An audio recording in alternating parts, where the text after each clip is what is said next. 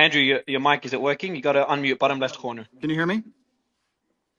We can, yeah. Yeah, How are you? Yeah, I'm good, friend. I'm in the middle of a poker game, but since this is the battle for humanity against the Satanists and the Matrix, with its constant deception of the populace, I thought I would jump in and say hello to everybody. Your thoughts, Hello. Andrew? We had your brother on earlier, Tristan come on earlier. Your thoughts on Alex Jones being back on X? I'd rather hear his thoughts on Elon Musk being the biggest maverick of the last 500 years. I'm not kissing ass here, Elon. You, I mean, you've got big ones, man, on every front. You are literally overturning the entire power structure. I was just going to say this to let Andrew get in, but I just want to say this while you're here. I mean, you are literally changing the entire paradigm, and you've definitely got the system scared, and so everybody needs to support X. Everybody needs to support the sponsors on X. I personally am doing all my Christmas shopping this year with all the great gadgets and stuff that are on X. But I'm going to shut up now. But I would imagine instead of talking about Alex Jones, I'd like to hear Andrew Tate talk about or ask questions to Elon Musk. Yeah, well, Alex is certainly a friend of mine. I've known him for a long time, and I'm extremely happy he's back. I've celebrated that publicly, but Alex nailed it. Elon is taking the biggest risk here. It takes unlimited energy to propagate lies. You have to continually repeat them, and you have to continue to try and falsify information and hide the truth to keep lies afloat. And this simple purchase, you call it simple, the purchase of a simple website has literally cracked the matrix in real time, and it becomes extremely difficult now to run the psyops they were previously running and enslave the populace, which is their primary goal. So Elon is a hero, absolutely.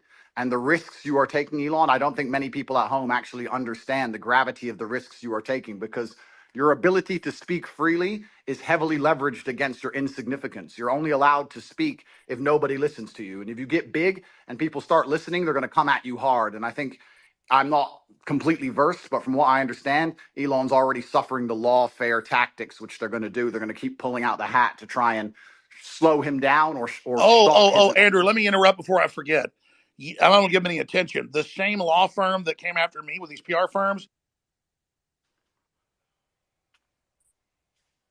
You've just dropped out, I think, Alex. He's just Not dropped sure if out. anyone else can. Yeah, No, I no, think he got a it's call. No, he it's got a a call. Yeah, go ahead, Alex. there is a three-letter agency running this. Not all of them, but let's just say it starts with a C and it ends with an A. Sorry, go ahead, Andrew. Yeah, absolutely. And there's liberal NGOs which will sponsor agents of the Matrix. They'll sponsor females to end up in a house party and then lie to try and then put you in a Romanian jail cell and get you sitting with the cockroaches in a dungeon. And it's a very scary world where you get to a point where you're only time trying to tell the truth, and they're going to punish you for that using endless lawfare. And this battle has only just begun. But the Matrix has truly cracked now, and it's going to be extremely hard to lie to us like they did before with X, the way it currently is. And I think it came at exactly the right time. I almost, without trying to sound pessimistic, there was a point where I kind of felt like I was losing hope. You couldn't tell the truth about anything. Everything was a lie. Everything from head to toe was a lie. And they're trying to lock us all back in our houses again. And we can finally talk about it. It's truly heroic. And Elon's taking massive risk, and the respect I have for him for doing that is enormous. Absolutely. I mean, this is what happened. I'm going to shut up because I want to hear from Elon, but this is so historic. Elon Musk's courage, and it's true, I'm saying, has broken the back of the globalists. They'll never be able to turn this around again unless they have a nuclear war. Elon Musk has broken their back.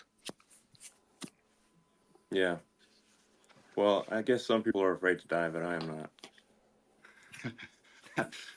That's and you know what? It's kind of crazy because I was talking to someone the other day and I was explaining, they were asking about my seizure, how they took all my houses, all my money, all my cars, blah, blah. And I said, you never truly own anything on this earth anyway. You can have a piece of paper that says you own it, but if you piss off the government structures, they just get a judge to stamp a different piece of paper and you no longer own it. The only thing you own is your soul and your integrity. And this is the one thing they cannot take away from you, no matter what they do to you. And that is the best feeling on earth. It doesn't matter if you can sell your soul to the devil and repeat what they want you to say, but then you truly own nothing. And Yeah, I think I agree. that as history books look back on this pivotal moment when X was finally freed and the information of the world could finally be spoken freely, I really do believe we're on the right side of history. And if you were to ask me if there's anything worth dying for, it would be for the freedom of humanity and to be on the right side of history. So I agree with you absolutely, Elon. Yeah, absolutely. I'm just generally in favor of civilization and the furtherance of civilization. And I think we should always be concerned that we can regress as a civilization. And if you study history, you can just see the arc of one civilization after another as the civilizations rise and fall through history. Um, we've been in a period of civilization rising very rapidly, but we should be concerned that it it, it may we may be cresting, we may subside, and there there are many times where I get late stage civilization vibes, um, and I'm just worried that maybe we're cresting as a civilization and perhaps headed for a fall. Well, So yeah, Well, I agree with you because I truly believe, and a lot of people have said this before me, this is not original idea, but I think as AI and machines and tech increases, a lot of people are going to be deemed useless by the overlords. And then you have to sit and decide what are they going to do with all these people who have hopes and dreams and they want healthcare and they want a garden and they want a house to live in and they don't want to be treated like cattle. They're going to become extremely inconvenient. So I don't think many people at home understand that this war cannot be avoided. I've had a lot of people who understand why they threw me in jail in Romania and understood I've done nothing wrong. And they said to me, "Why do you take up this fight? Why you don't just delete your Twitter and disappear and drive a Ferrari all day?" And I explained that this war cannot be avoided. You're either on the front line and you're fighting for something, or you're sitting waiting to die. You're waiting for the Mongol horde to come over the horizon and chop your head off. No, I There's no totally way out agree. of it. And just to throw this in there, if you read, and Elon, I knew you were doing great work. When I saw you 6 months ago at the World Government Summit, where they're all just saying we're going to make everybody eat bugs and we'll make the decisions to put microchips in them, and you said, we don't want a centralized system. We want a diverse system. We want firewalls. And I don't agree with this Tower of Babel you're building. They know that we go through cycles and they want to artificially create a great reset collapse, in their own words, to make everybody else poor, consolidate power, and they'll have a smaller type 2 civilization for themselves.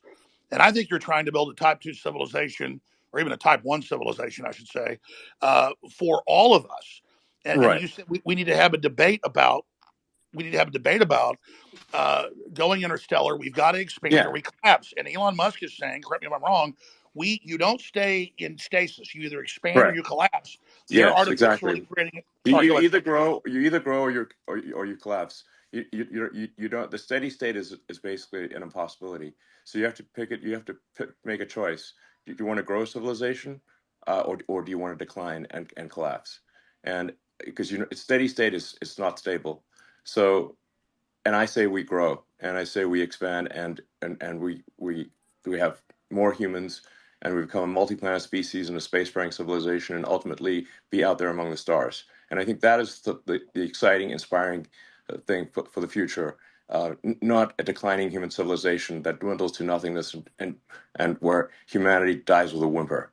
And that's the bottom line. I think it is the battle of people who believe in humans and humanity and want it to expand against people who are so selfishly going through the earth and so selfishly orientated that they don't care about expanding civilization. They just want to control the humans that are currently here. And And it's Andrew, I a totally it's a agree with you. hubris And and an Elon, arrogance.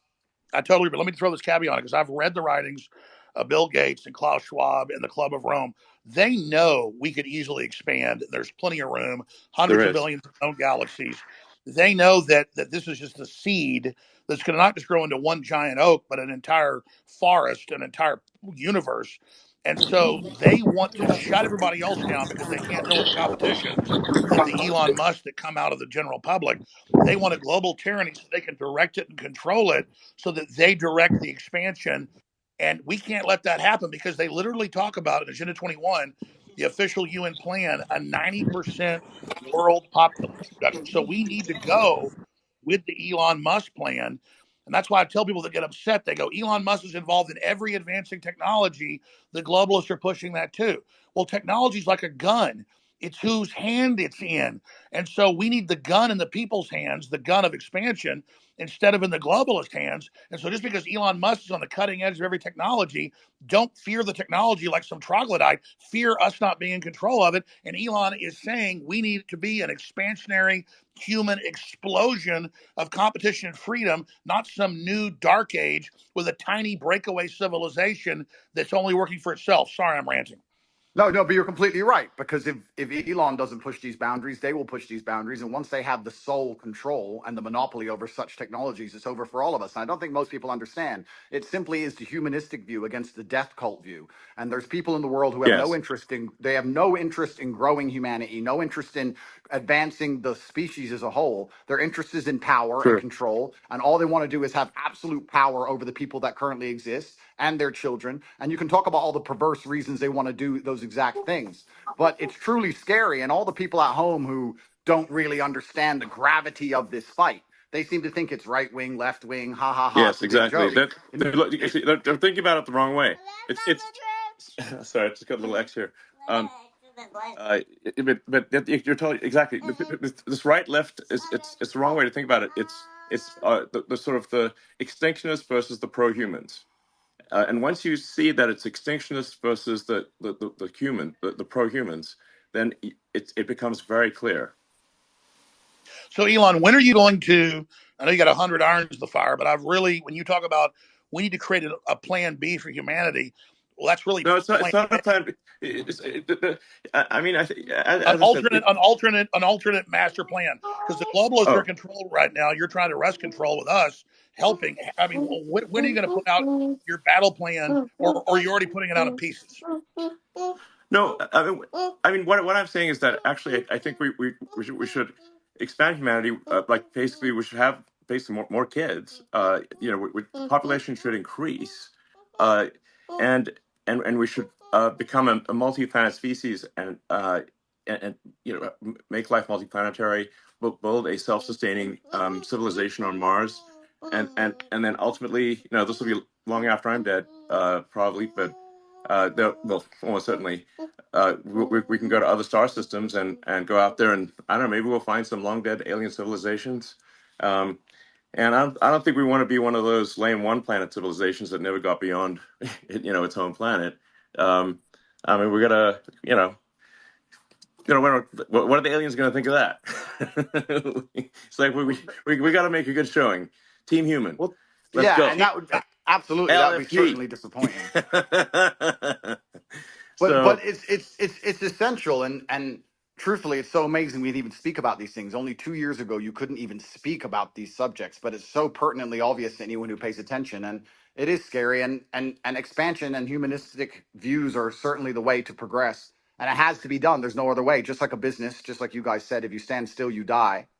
And it takes a few brave people to break the matrix. You have to break the dam, and I think bravery is so important because it puts a crack in the dam, and it shows that if there's people out there brave enough to risk getting canceled, risk lawsuits, risk lawfare, then it's going to inspire bravery amongst the rest of the populace, and it becomes extremely hard to lie to brave people.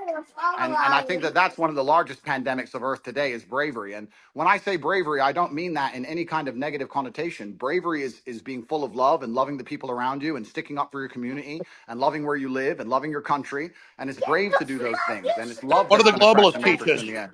Children are bad. We're ugly. Humans create all this racial division. They want us to hate each other, so we just yeah. give up, roll over, so the globalists can have the future. I would just Yeah, and like to I think say the here, globalists are short-sighted too, because the thing is that you can't really separate yourself from civilization. So I think those who are sort of advocating, like it's really, I think it's just logical to be pro-civilization. You don't actually necessarily have to be altruistic. You just have to think long-term and say, obviously, you cannot exist in any good way without civilization. I mean, just watch one episode of Naked and Afraid, and see how much you want to go live in a forest by yourself. well, It's we're in it's a very it's not fun. we're in a super pivotal moment now. And the reason we're in a pivotal moment is because the machines cannot do the policing as of yet. My brother and I often True. talk about how bad COVID would have been if they had Terminator machines. You didn't have your mask on. You couldn't even appeal to the empathy of the person who knew how insane it all was. As soon as the Yeah. machines control the policing, it's absolutely over. And we're not that far away. So we're in a very pivotal period now where the bravery that's required to resist the globalist oppression has to happen now. Soon the I technology absolutely, will exist and I it's absolutely over for agree. everybody. We are Jason, we are at please. a critical crossroads right now in the entire future of the human destiny, and I called it Plan B, but I mean, Elon, what do you call it? Just an alternate plan for humanity? Because we could have a debate because the Black Rocks and the globalists are right now in control. If they were 100% control, you and others have helped wrest it to maybe they're in 80% control. They're losing control very quickly as people discover what they're doing. But what would you call the debate and discussion about a pro-human future? Just team humanity? Yeah, Team Humanity, absolutely. That sounds good. But I think like something that is really important is like you just literally have to have kids, or there's no next generation. Alex, do you have kids? Yes, I do. I'm not as prolific as you, but I wish I was. They're the best thing in my life. I have 4. Okay, great. And Andrew? I do have a few. I won't let you down, Elon. I'm coming. I'm Okay, coming to good. take over your title. I'm coming to take over. I'm doing my best. You know, I got to Okay. use my good looks for something. Well, I So think we need so to. I, I I hear. think we ought to encourage people to have kids And and this just is the bottom line argument. This is what is so important. We just talked about how the globalists are ultimately selfish and only care Well, about look at their own power and most of the control. globalists don't have children, and Yeah, Of yeah, course, but because they're here, selfish. here's the when you thing. have You a guys, child. you guys are all attacking the globalists, but if you ask a globalist, like I have friends who I would consider globalists, you ask them, their ideologies are aligned that they believe that somebody living across the world is just as valuable as somebody who lives in America. And I know, there's They've already arguments. enslaved the third world, and they're No, using them as. but that's not how everybody who you would categorize as No, you're a right. There's a lot of globalist useful thinks. No, idiot globalists, but that's the not. globalists at the top are depopulationists. That's their Oh, so religion. so so maybe if you want to look at the top, you can say globalists at the top. Some of them might have that view, but if you just talk to an ordinary person who views themselves as a globalist, they're not saying, "Oh, I'm evil." They're not an evil person. They just have this belief that human being around the globe is equal. That's I would all call they're that looking an at. So internationalist. That's an internationalist. A globalist wants one world government run by corporations. yeah, well, I mean, I think you can label them differently, but I think if you talk to somebody who's Well, a Henry globalist, they're gonna. Kissinger was a globalist. Zbigniew Brzezinski was a globalist. I'm not trying to be mean to you, but their number one rule is the Earth is too small. We can't expand. We've got to bean count and put everybody on rations. We've got to social engineer and end the normal human program because humans are failed. And they want to turn us into factory farm humans. Those Well, that are allowed to survive.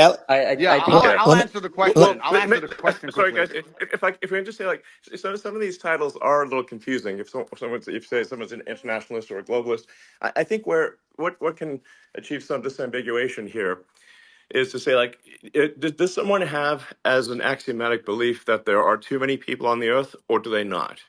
Do they believe that the Earth can sustain the current population, or do they think it cannot? Now, the reality is, Earth can actually handle a human population probably 10 times larger than the current Yes. population. Earth is actually very sparsely populated by humans. We only see density because if we're a dense urban environment like New York or Boston, London or something like that. But if like here would be like a good test. If you took a plane from LA to New York and you try to drop a bowling ball and hit somebody, your chances of success are basically zero. You'd have to drop 10,000 bowling balls, maybe. Yes, you just and I'll tell you sort of something that may scare people a little bit is that there are thousands of objects falling onto Earth from space all the time. But how often do you hear about someone actually getting hit by That's falling right. by meteorites? It's I think Absolutely. very there's one known case of a woman in her house getting hit by one. Elon, I yes. want I want to just respond to Ed actually for a second because again, when it comes, I think it's good to get a good counter view here. I think that there's two different things going on, Ed. And I know what you're trying to say, but there's a separate point about your obligations, right? So you can, and I believe a lot, everything has been said about the importance of expansionism for humanity being pro civilization and expansion pro human race to win. That's like a separate axis, though, from saying where are your obligations where you are, right? So we talked about procreation and family, then we talked about the nation. Well, look, I have 2 kids. As a father, my moral obligation, I believe, is first and foremost to my family. And then, let's say, as a president, my moral obligation is to the citizens of the nation that I lead.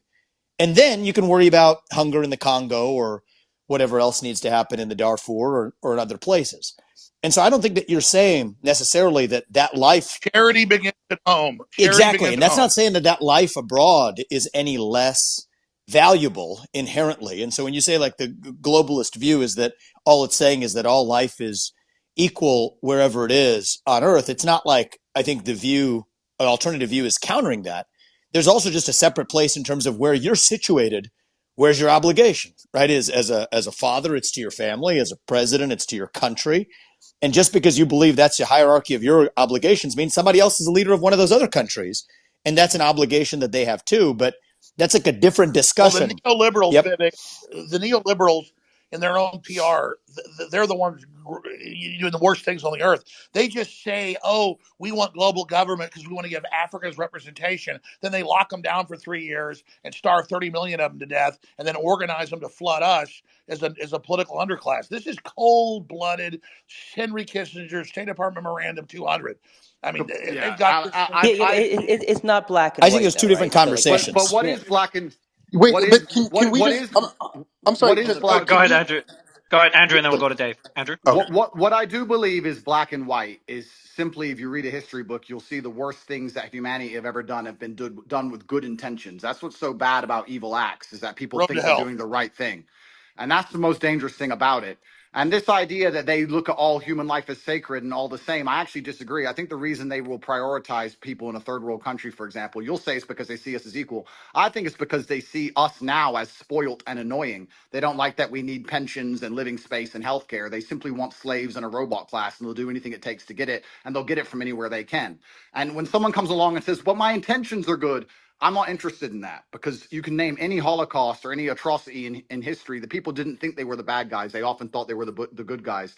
And I guess the easy way to look at life is you want to be having as many children as possible. You want to pray other people do the same, and you want those people to enjoy freedom. And anyone who's coming along restricting speech, restricting access to certain things, restricting movement, restricting, all they're doing is trying to restrict so they can control. And nobody in a history book ever who did that either was the good guy. I think it's very clear to see who's on the right side of history and who isn't.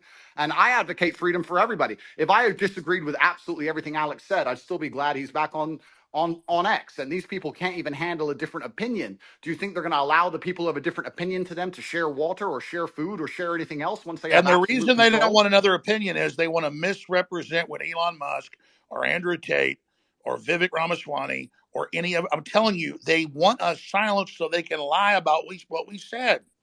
Yeah. and I have a I quick, agree with you. I have Like a, I I have a Hold quick, think on. We'll go, Jackson. I'm going to go to you right after Dave. yeah, But go ahead. I mean, I'm Elon. just saying, I agree that with you there. I think that a lot of the media and a lot of these platforms do want to silence voices because they want their voice to be heard louder. So yeah, I definitely hear you there. I definitely don't. I definitely, as when it comes to globalists, I think it's not black and white. You're not either a globalist or you're not. I think people fall in between, and there's different reasons for why people might feel one way about one, you could say globalist idea and another. So I mean, I don't like painting people like, with a black and white pen, because I feel that everybody falls somewhere in the middle. Can All I I just know say? is this: But that there are people that want a corporate world government whose aim is depopulation and not giving the general public access to technology by lying about resources and literally saying carbon dioxide that plants breathe is evil, and then telling us the world's going to end in 2030 and the ice caps are all going to melt, and none of that's true. So our children basically give up on the future and decide not to have children. That's all I'm saying. And Elon Musk is promoting an optimistic, pro-human future that the science and evidence shows is real and that we need. Gentlemen, I have to Go. go. Yeah. I just want to Go. be sort of yeah, exactly. I want to be clear about See my you, Jake. position. I'm super pro-human, and I mean all humans. Humans in America, humans in Somebody's got their Africa, thing open Asia, peeing. and Somebody's everywhere got else. their phone open in the bathroom. Yeah, Phone's ringing. that's Vivek. Vivek, that's your phone, Vivek. I'm not able to mute you. Vivek. All right, um, perfect. Go ahead, Elon. um, sorry about that. so, well, I hope you feel better I now. feel great. Thank you. Sorry about that, guys. um, so yeah, I'm super pro-human, like for Team Humanity here, and I just think we want to make sure that people have a positive view of the future, and like I think I encounter a lot of people who have actually very pessimistic conclusions about the future, and if you try to unpack that and say where does that pessimism come from, um, and I think like these are like good people, like they have good intentions. I think they think about